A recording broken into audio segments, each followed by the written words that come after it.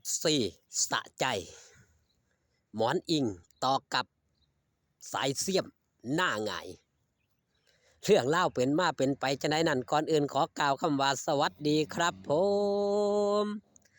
สวัสดีพี่น้องครับป้องปายมิตรหมอแคนแฟนหมอลำยินดีต้อนรับเข้าสู่ช่องไทยซีเกตชาแนลย่ำเมื่อแรงครับผม5 โมงเครื่องเบิงพี่น้องแดดโอ้ยออกมาถ่ายคลิปกลางเว้นบ่ได้ครับแดดจัดจ้านซะเหลือเกินโทรศัพท์รับบ่ไหวนะครับเนาะขออภัยพี่น้องป้องไปมือละคลิป2 คลิปขอบคุณที่เขามาเบิงขอบคุณที่เขามาแย่งด้วยครับเด้อสวัสดีไปยังแฟนครับ FC ลาดหน่อยอุ้งอิงแฟนครับ FC สาวหน่อยเพชรบันแพงที่ให้การสนับสนุนสู้ขู่สู้คนนะครับเด้อ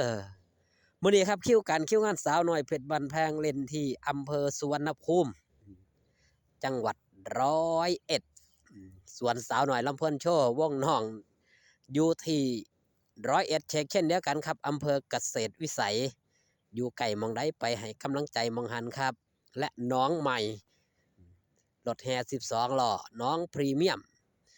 อยู่ทางอำเภอชุมแพจังหวัดขอนแก่นอยู่ไก่มองได้ไปม่วนไปซื่นกันมองหันครับไปให้กำลังใจศิลปินที่มาสร้างความสุขความบันเทิงให้กับมิตรหมอแคนแฟนหมอลำสู้ขู่สู้คนหันมาครับเว้าเรื่องราวของสายเสียมสายป่วนที่เขามาซองเขามาเบิงเขามาไอ้สร้างให้เสียความหูซึกนี่ละทางช่องเกาะติดอุ๋งอิงลำเพลินออฟฟิเชียลทางด้านหมอนอิงเนาะพี่เลี้ยงหลาหน่อยอุ๋งอิงไลฟ์สดพบปะมิตรหมอแคนแฟนหมอลำก็มีสายเสียมมีสายป่วนครับเขามาเบิงเขามาแย่งบอกว่าบ่ชอบหลาหน่อยอุ้งอิงบ่อยากเบิ่งหลาหน่อยอุ้งอิงหมอนอิงก็เลยตอบกลับไปว่าเอาช่องนี้มันก็ช่องหลาหน่อยอุ้งอิงเด้มันบ่แม่นช่องบ่แม่นช่องหมอนอิงเด้บ่เบิ่งซื้อช่องบ่ซื้อช่องก็ยังว่าเกาะติดอุ้งอิงบ่มีสมองว่าซั่นโง่บ่มีสมองสายป่วนหน้าหงายครับธรรมดาสายป่วนมันบ่เบิ่งหยั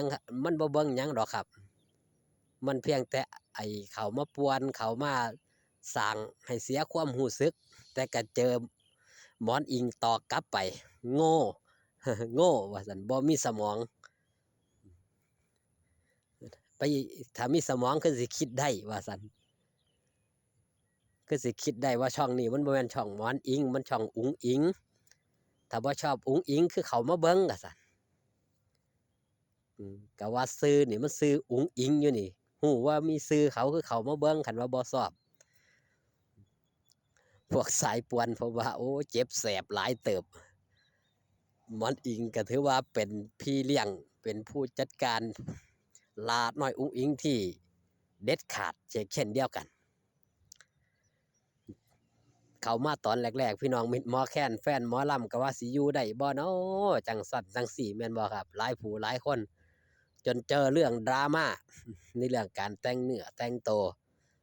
ทางด้านหมอนอิงก็ได้ออกมาอธิบายว่าฉันบ่แม่นศิลปินฉันสิไปแต่งตัวคือศิลปินให้มันงามๆจังสั่นจังไดฉันเป็นผู้ดูแลฉันก็แต่งตัวต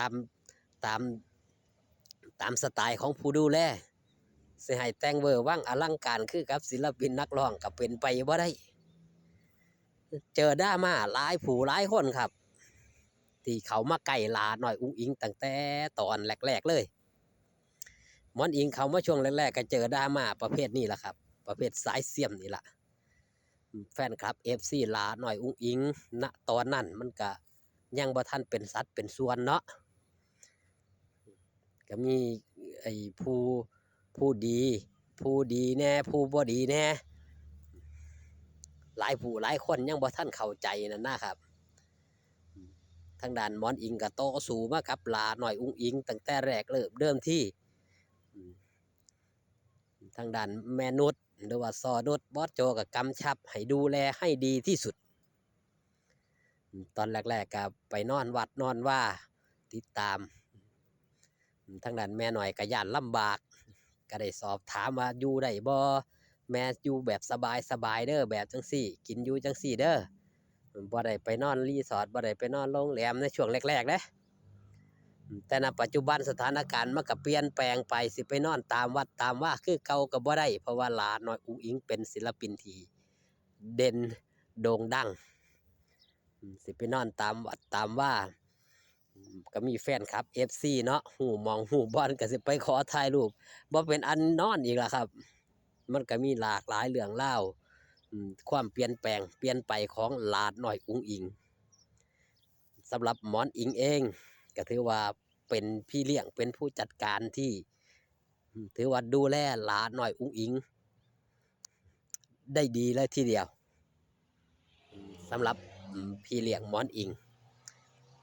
เอาใจซอยในหลายๆเรื่องให้คำปรึกษากับหลาหน่อยอุ๋งอิงได้ในทุกๆเรื่องเล่าก็ว่าได้การแต่งเนื้อแต่งตัวการใส่ชุดการควบคุมแฟนคลับ FC ในขณะที่เขามาถ่ายรูปหลายคนก็อาจสิ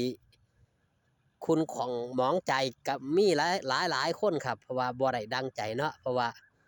บางเถื่อบางที่ถ้าปล่อยให้มาลุ่มล้อมหลาหน่อยอุ๋งอิงเลยมันเป็นจังไดครับ เป็นอันว่าชุนละมุนว่าสันเถาะ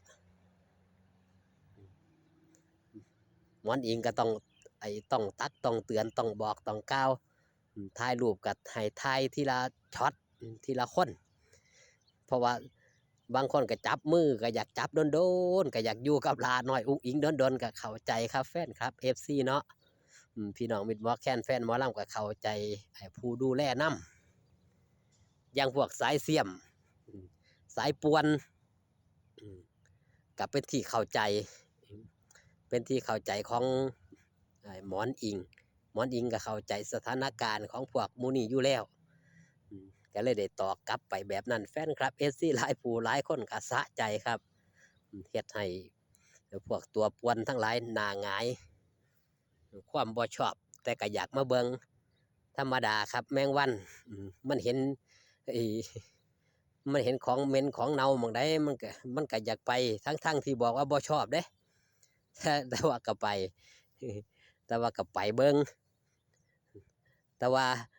นี่พวกนี้บอกว่าบ่ชอบครับมันก็คือแมงวันตอมอันนั้นนั่นล่ะบ่ชอบหลาน้อยอุ๋งอิงหลาน้อยอุ๋งอิงเป็นคนงามเป็นคนสวยเป็นคนใจบุญสุนทานมันบ่ชอบแต่มันก็มาเบิ่งหั่นนี่มาคอมเมนต์แต่ว่าบ่ชอบเอาสำหรับคลิปนี้ฝากตอนเรื่องเล่าวเอาไว้แต่เพียงส่ำนี้ครับพี่น้องอยู่ดีมีแรงสู่ขู่สู่คนดูแลสุขภาพพอกันคลิปหน้าสบายดีครับผม